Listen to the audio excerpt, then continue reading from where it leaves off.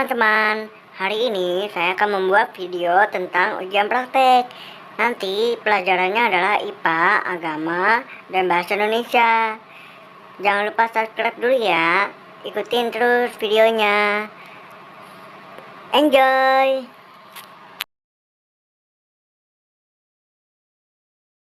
Selamat pagi Bapak Ibu Guru. Perkenalkan, nama saya Devin dengan nomor absen 1 dari kelas 9. Sekian. Selamat pagi atau siang Bapak Ibu Guru. Perkenalkan, nama saya Grace Adelina Sorongan dengan nomor absen 4. Sekian, terima kasih. Kali ini saya akan membuat video dengan judul perjalanan dan perjuangan orang tua kami untuk mengantar kami menuju kesuksesan.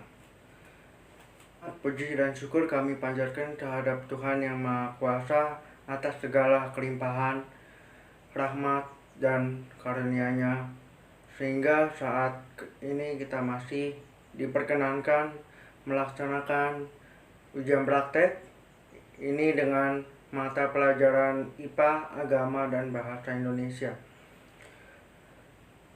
Kami juga mengucapkan terima kasih kepada orang tua dan guru-guru pendamping kami yang sudah mendampingi dan membimbing ini dari awal hingga ini.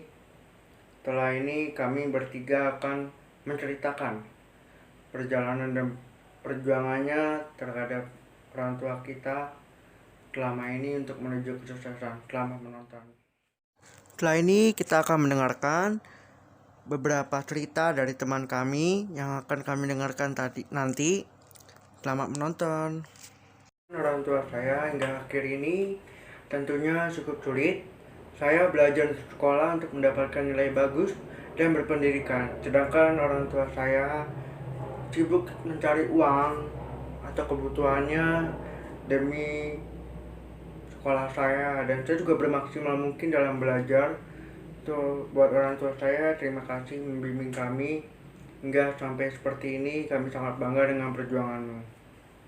Setelah ini kita akan lanjut untuk mendengar cerita dari Saudara Adel dan Jason. Pengorbanan orang tua untuk anak-anaknya memang tidak terhitung. Mereka rela tidak makan dengan alasan sudah kenyang atau rela berkeringat untuk menghidupi anaknya. Namun, tidak semua anaknya mau menghargai orang tua mereka yang sudah mengorbankan dirinya. Ketika anak membantah, orang tua wajar menasihatinya dengan tegas. Namun, tidak jarang si anak mengasumsi bahwa orang tua menyebalkan. Berapa kali pun seorang anak menyakiti hati orang tuanya, orang tua masih memaafkannya. Begitu cinta orang tua kepada anak. Kita hormati dan kita harus tahu pengorbanan seorang ayah, yaitu tulang punggung keluarga dan kepala keluarga. Kemudian pengorbanan seorang ibu yang mengurus anak dari kecil hingga besar. Ibu adalah seorang perempuan kuat yang mengandung kita dan memberikan kasih sayang yang tulus dan ikhlas untuk anak-anaknya. Semua orang tua rela berkorban demi anaknya untuk memberikan yang terbaik, maka kita harus membalas kebaikan dengan menghormati dan mendoakan supaya orang tua kita panjang umur, sehat selalu, dan menjadi anak yang berbakti kepada orang tua. Orang tua pun akan mendoakan kita walaupun kita tidak meminta. Orang tua kita semua ingin anak-anaknya menjadi seperti sarjana dan bisa berguna di lingkungan hidupnya. Halo kawan-kawan, tadi kita sudah mendengar cerita mereka ya. Saatnya kita akan masuk ke pewarisan sifat. Nah, saya akan bertanya, apakah kamu membandingkan wajahmu dengan wajah orang tua dan saudara-saudaramu saat kamu bersemin? Apakah wajahmu mirip dengan ayah atau mirip ibumu? Nah, saat kamu membandingkan wajahmu dengan wajah orang tua dan saudaramu, besar kemungkinan kamu akan memiliki banyak kesamaan. Kenapa? Hal ini terjadi karena adanya faktor-faktor yang diwariskan yang menentukan suatu sifat. Bagaimana konsep pewarisan sifat pada makhluk hidup ini? Simak penjelasan lengkapnya di bawah ini yuk. Nah, pewarisan sifat atau hereditas merupakan penurunan sifat dari induknya, orang tua, kepada keturunannya. Ilmu yang mempelajari tentang pewarisan sifat ini disebut genetika. Nah, genetika ini suatu makhluk hidup dapat diwariskan melalui sel kelamin jantan dan sel kelamin betina. Nah, kromosom dan gen inilah yang mengendalikan pewarisan sifat pada makhluk hidup. Nah, kromosom ini ada dua, yaitu kromosom tubuh dan kromosom kelamin. Kromosom tubuh itu adalah berfungsi untuk menentukan sifat-sifat tubuh suatu organisme. Nah, jika kromosom kelamin berfungsi untuk menentukan jenis kelamin suatu organisme. Lalu gen itu adalah komposisi dan susunan gen di dalam tubuh makhluk hidup disebut genotipe. Nah, genotipe ini adalah sifat pada makhluk hidup yang tidak terlihat. Sedangkan fenotipe adalah sifat makhluk hidup yang dapat terlihat.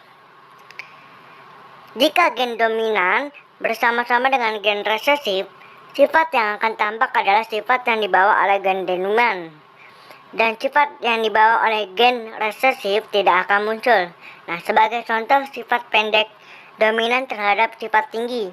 Jika gen untuk pendek bermunculan bersama-sama dengan gen untuk tinggi, sifat pendeklah akan muncul pada keturunannya. Oke teman-teman, itulah penjelasan konsep pewarisan sifat pada makhluk hidup. Namun pewarisan sifat makhluk hidup dapat dikendalikan oleh kromosom dan gen. Keduanya itu berfungsi sebagai pembawa informasi genetika dan dapat menentukan sifat keturunannya. Setelah ini kita akan menjelaskan apa sih pewarisan sifat menurut saudara Grace Adelina ya. Selamat menonton. Pernahkah kalian bertanya-tanya, mengapa atau bagaimana kalian mirip dengan orang tua kalian? Atau pernahkah kalian menyadari bahwa kalian hanya mirip dengan salah satu orang tua kalian? Ya, wajah seorang anak pasti mirip dengan salah satu atau kedua orang tua kita. Hal ini disebut dengan pewarisan sifat atau genetika. Cobalah berdiri pencermin dan bandingkan wajahmu dengan kedua orang tuamu atau salah satunya. Wajahmu dan sifatmu memang mengingatkanmu dengan orang tuamu. Mereka memberi keturunan sifat dan wajah mereka kepada anaknya, dan hal seperti itu harus dihargai sebagai penerima sifat keturunan mereka. Selain memberikan keturunan sifat mereka kepada kita, orang tua juga memberi berbagai macam hal untuk kelangsungan hidup anaknya. Mereka rela bekerja agar anaknya dapat tetap hidup sebagai keturunan mereka. Begitulah tugas dan pengorbanan orang tua bagi makhluk hidup. Genetik wajah, sifat atau tubuh ditentukan oleh sel-sel yang berada di dalam tubuh kita. Besar kemungkinan seorang anak lebih mirip dengan salah satu orang tuanya. Contohnya, saya yang lebih mirip dengan ayah saya. Badannya tinggi seperti ayah saya, bahkan saya lebih tinggi daripada ibu saya. Mata saya kecil dan kulit saya tidak sehitam ibu saya. Namun, meskipun saya tidak mirip dengan ibu saya tetap keturunan dari kedua orang tua saya karena mereka telah membesarkan saya. Selanjutnya adalah puisi. Nah, puisi adalah suatu karya sastra berupa ungkapan isi hati penulis di mana di dalam adanya irama, lirik, rima, dan ritme pada setiap barisnya. Nah, ciri-cirinya adalah dia itu bersifat konotatif dan simetris. Unsur-unsurnya itu adalah struktur batin dan struktur fisik.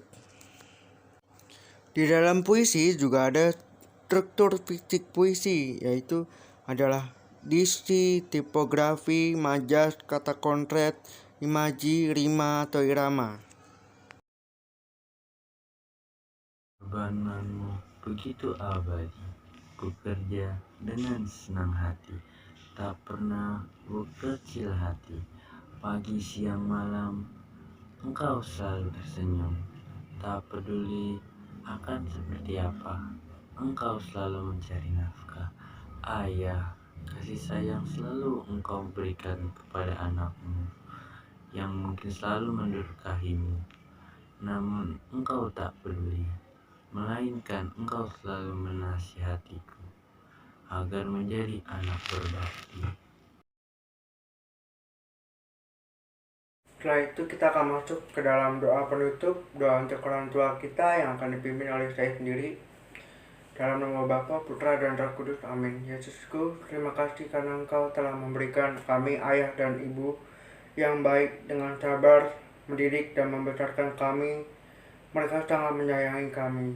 Aku mohon berkatilah mereka dengan usahanya untuk mencukupi kebutuhan kami, baik jasmani maupun rohani. Bimbinglah mereka dengan Roh Kudus-Mu, terangilah jalan hidup mereka, sehingga mereka berada di jalan-Mu, jalan kehidupan kekal, dan juga mereka dari sakit dan penyakit virus COVID-19 ini. Hiburlah mereka dalam penderitaannya. Semoga kami sekeluarga semua tetap bersatu dalam cinta kasih-Mu yang abadi. Demi Kristus Tuhan dan pengantara kami. Amin.